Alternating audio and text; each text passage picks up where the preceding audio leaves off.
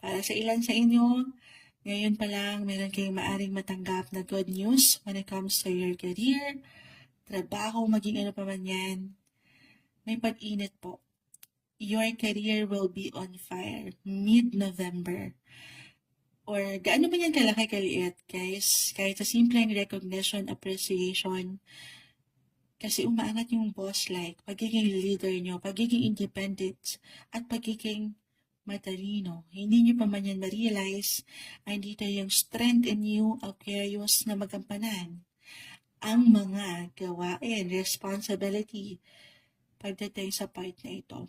Claim na natin yan. Okay? Dito higit kayo magiging, higit kayo makapag-provide with Queen of Pentacles, especially for some na mga providers talaga or breadwinner.